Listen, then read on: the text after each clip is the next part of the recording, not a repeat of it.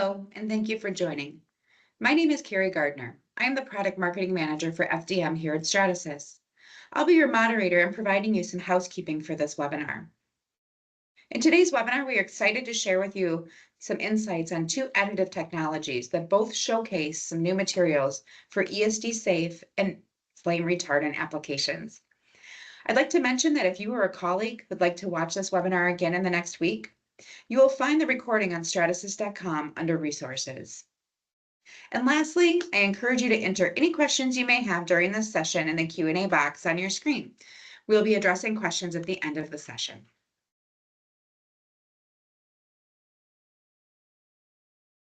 For a quick review of our agenda, after a brief introduction to our team of experts, we will walk through why Stratasys is an authority in the specialty material space. We'll provide a material overview with ideas and examples of how, when, and where ESD and FR materials should be considered. We'll wrap up with an overview of our FDM and P3 DLP technologies and the materials they offer. And then lastly, we will wrap up with a Q&A. So make sure to enter those questions into the Q&A box to be addressed at the end. But first, let's meet our experts. First, we have Greg Constantino. Greg is a seasoned expert in materials for additive manufacturing, specializing in helping customers integrate 3D printing into their tooling and production workflows. With extensive experience in both traditional and additive manufacturing, he provides valuable guidance on how to seamlessly implement 3D printing into existing manufacturing and product management strategies. Our second speaker is Zach Gunnelson. Zach is a product application engineer at Stratasys, specializing in FDM materials. He holds a degree in mechanical engineering from the University of North Dakota with a focus on materials and manufacturing processes.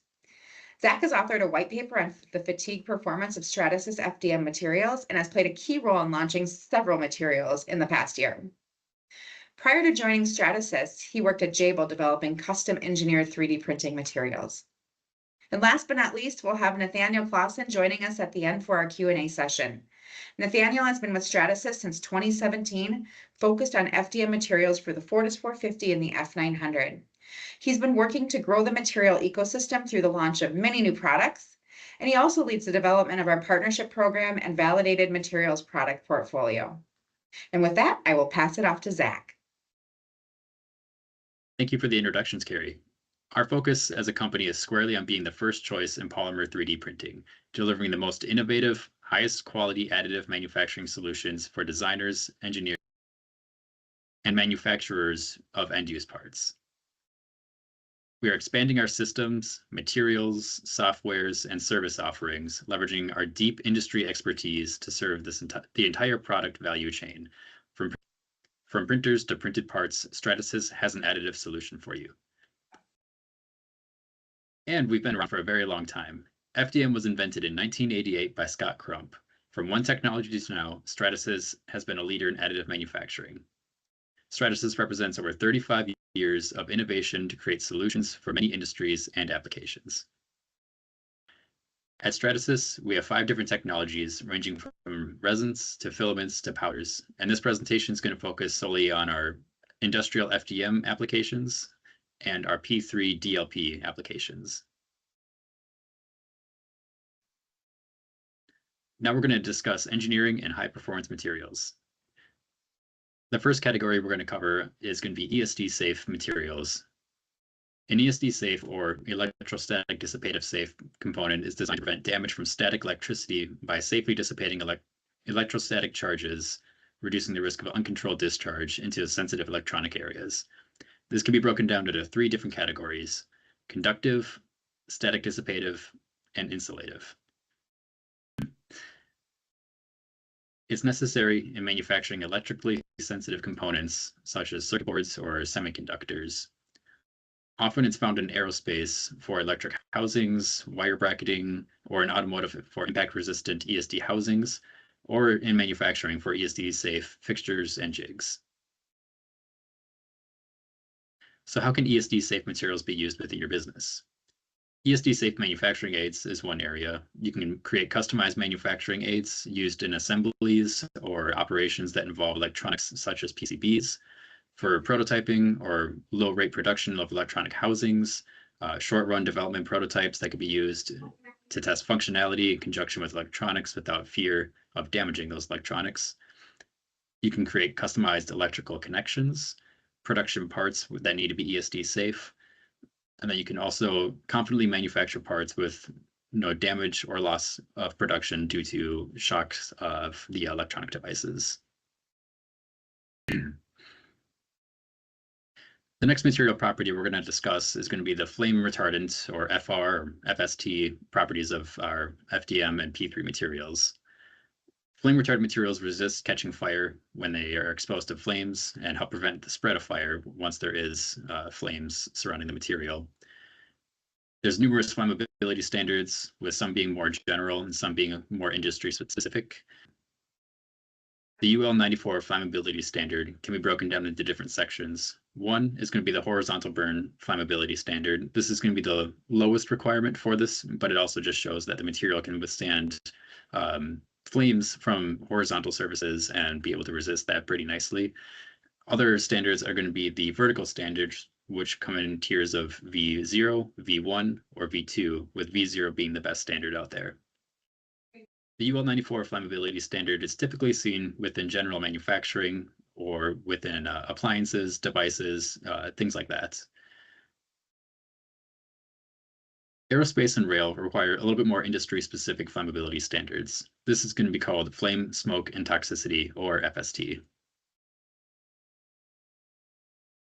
For a flame retardant material that is tested to ensure that they produce low levels of smoke, toxic fumes, and resist flame spread and during a fire.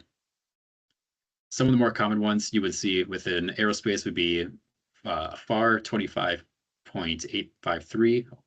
It's an FST standard. For rail, you would see EN 45545-2 with the European market, or NFPA 130 for the American or United States market. FR or FST materials are suitable for high-risk environments such as airplanes, passenger trains, or buses, where in the event of a fire, they slow the spread of flames and provide passengers with more time to evacuate safely. The ability to use additive manufacturing with FR or FST materials helps to open up opportunities within many industries.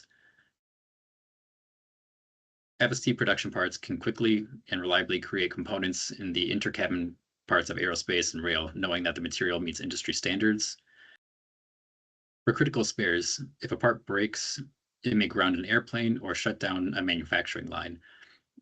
Instead, if a part is additively manufactured using FDM or P3, there's no longer a need to wait for long lead times, and you can just create a part using those additive manufacturing technologies to replace that spare part. Safe storage is another consideration with FR materials. When replacing aluminum fixtures for less expensive additive manufactured parts, they could still safely be stored in warehouse conditions while meeting EH&S fire safety standards. Yeah. Thank you, Zach. So next we're going to talk about some considerations for 3D printed ESD and flame retardant parts. So what we'd like to point out here is that there are a variety of industries where these materials are applicable. As you can see on the left-hand side, those are noted, primarily major markets of aerospace, automotive, industrial rail, as well as appliances and devices. One thing to note is that these applications are pretty demanding. Oftentimes with the ESD applications across all industries, they require not only the ESD characteristic, but also the thermal resistance, which this product offers.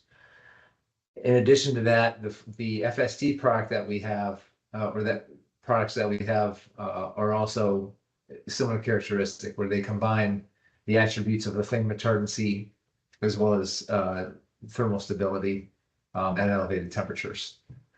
And then lastly, our materials meet a variety of the requirements needed by each of these respective industries. In terms of comparing the two technologies we're talking about today, FDM versus P3, as you can see here on the left-hand side, we have a few different categories that we're focusing in on. We are breaking them down in such a way that you could see on a scale of 1 to 4 stars, which one might be considered, 4 being the best, 1 being the worst. P3 has a little bit better accuracy than FDM, as well as the surface finish, most certainly.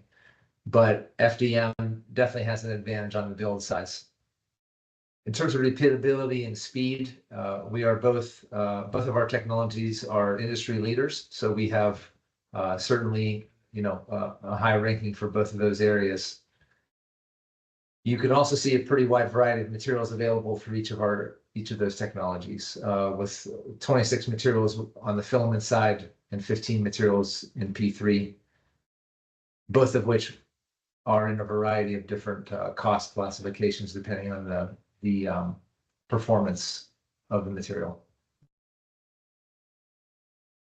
So next, I'm just going to talk a little bit more about materials.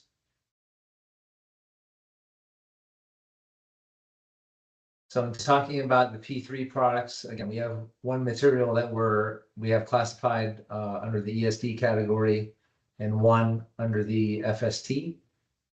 You can see the properties noted here for each one.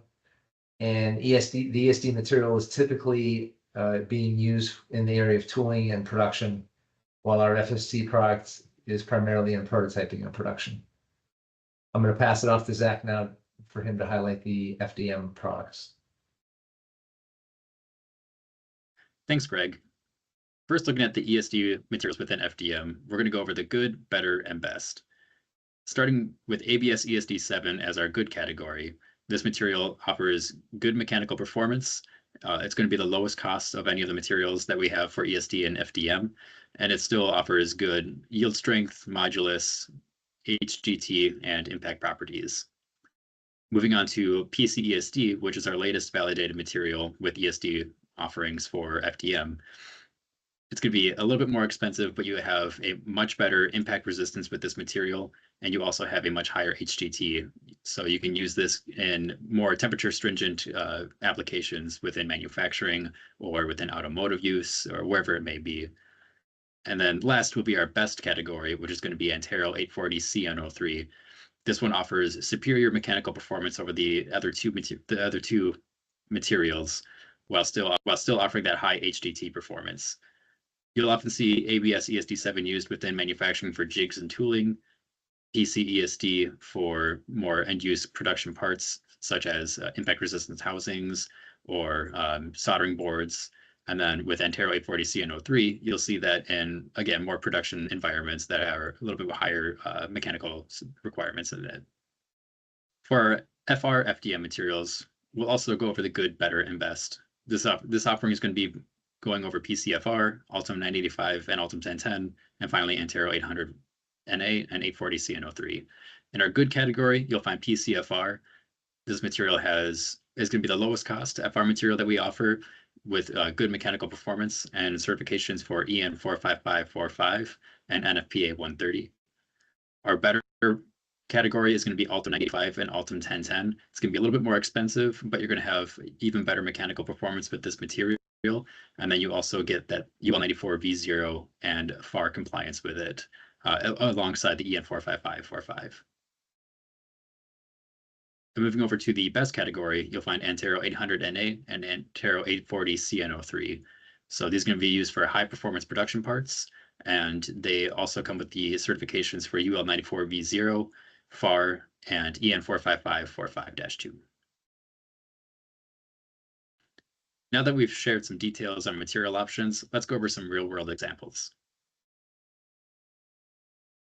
Our first example is an ESD part that was produced for Lockheed Martin Space. This was used for a docking hatch series of parts that needed to be 3D printed out of a material that was both ESD safe and exhibited FST qualities. So for this, Antero 840 CN03 was selected. They found that they were able to easily produce the part on an F900 3D printer, and then the part was repeatable and also reliable within space when they were using it for their application. They noticed that they had orders of magnitudes of savings while 3D printing this part instead of using traditional manufacturing methods. And it also helped reduce their scheduling by being able to produce this part faster and more reliable than with other methods. The next application example we have for an ESD product utilizes the P3 technology with the customer Nokia. It's for a repair tool for a circuit board that needed to manage the thermal buildup as well as dissipate the static charge. The tool needed to mate a metal cover with an ESD safe component. The goal was to allow the temperature control while preventing damage to nearby electronic components. The material solution was the Loctite 3D IND 3380 and provided a much more efficient, cost-effective repair method for Nokia. Our next example is an FDM 3D printed ESD part from Continental AG. They needed to use an ESD material for their manufacturing floor. So what they decided to do was use ABS ESD7 to help produce a lot of their jigs, fixtures, and other types of tools to be able to create ESD compliant products on their manufacturing line.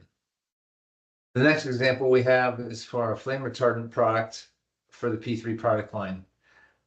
This is with a key customer, TE Connectivity, in which they were looking to manufacture connector components in low volume with a high performance material. So very stringent requirements requiring a material that meets FST or flame, smoke, and toxicity standards, as well as extremely high accuracy.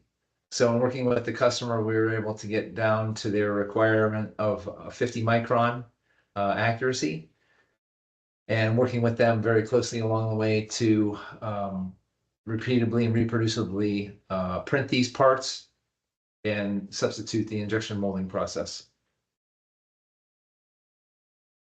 Up next, we have an example from Great Western Railway. They wanted to use FDM to help create some parts for their rail carts.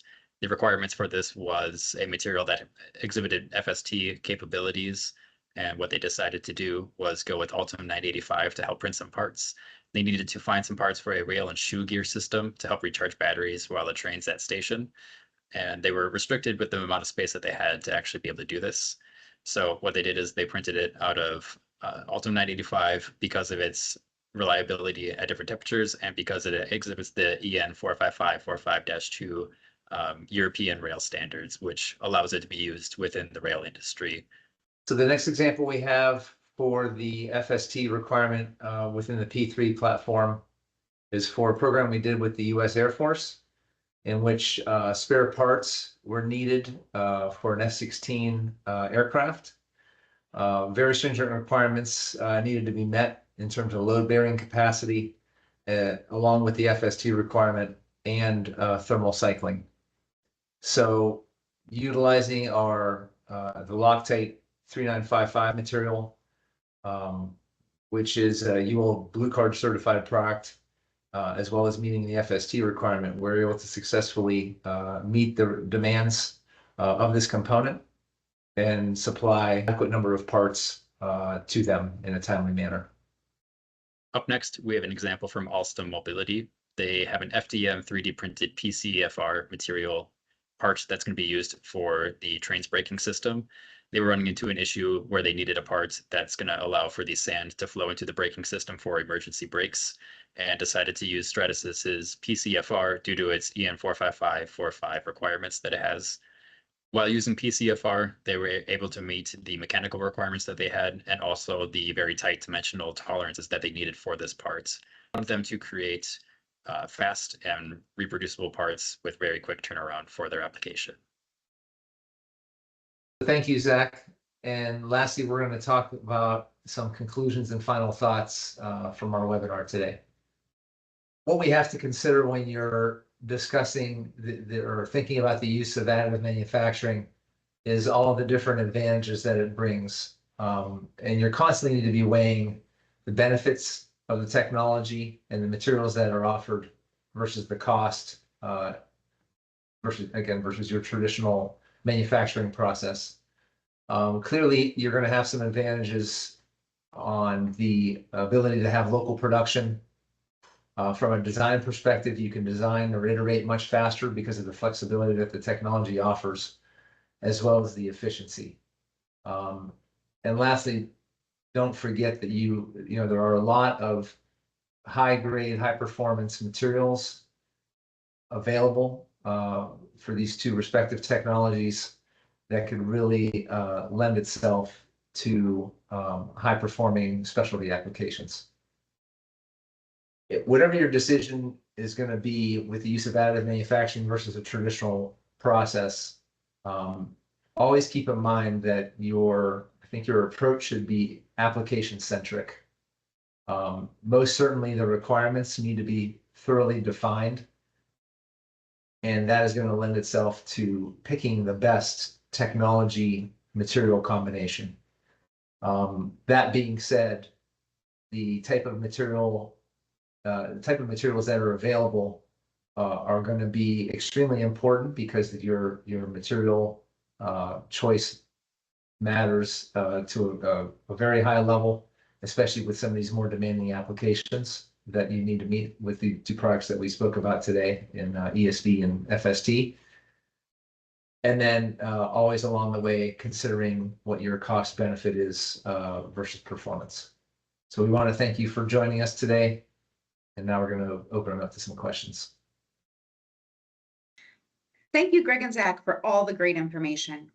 Now let's open up this conversation to questions from our audience. Again, please use that Q&A box, that question function on your screen to add any questions you have for our experts.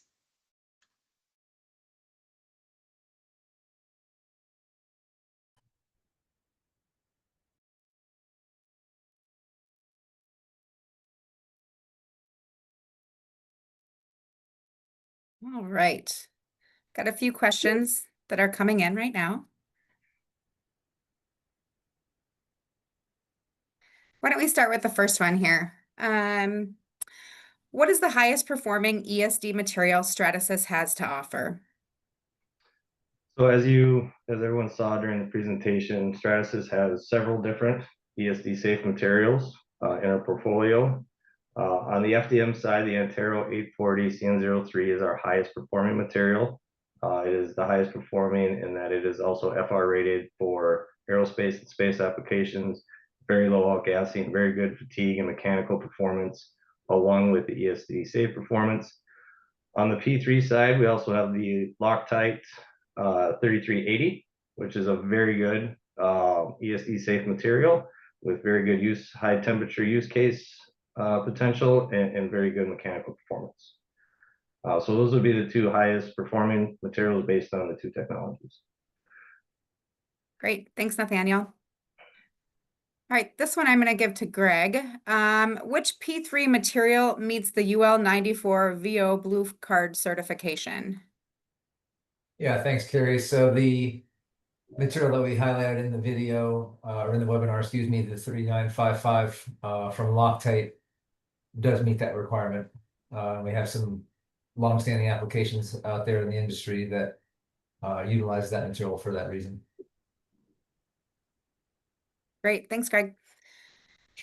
All right, which type of material is needed to enable safe manufacturing of electronic components? Yeah, I could take that one, Carrie. So any of the ESD safe materials that were mentioned in the presentation today, ABS ESD7, the PC ESD, or the Antero 840 CN03, along with the Loctite 3380 for the P3 technology, are all suitable for the production of electronic components, whether that's the physical end parts or subcomponents and manufacturing aids throughout the process. Excellent. All right, a question just came in. Are there any materials which combine FR and ESD properties? So there are a couple materials that have both FR. Well, I guess there's just one actually that has both FR and ESD safe properties, which is the Antero 840 CN03. It meets both aerospace, UL, and rail flammability requirements for various applications, and it is also ESD safe for electronic use. Great. All right. Are these the only ESD or FR materials that we can run on your printers? Yes, currently these are the only ESD safe and FR materials available in our portfolio. As Stratasys continues to develop and work with our partners to come up with new products, I would expect additional ESD safe and FR materials to come to the portfolio in the future. I guess I'll fill in a little bit more on the P3 side. So in terms of our preferred or validated materials, we just have the one here that we've highlighted, the IND 3380.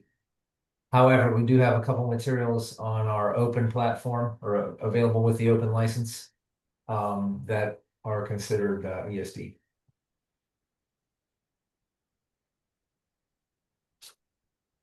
Okay. It looks like that's all we have for our questions. So I just want to take a moment and thank everybody for attending the session. If there's any questions that we have missed or anything that comes up after this session, please reach out directly to Stratasys or your Stratasys representative. We're more than happy to answer any of your questions related to FR, ESD, on either the P3 or the FDM technologies. And then just a reminder that if you or a colleague are interested in watching this session again, we will have it posted on our website within the next week under our resource section. So please feel free to check it out there. But thank you everybody for attending. Have a great day.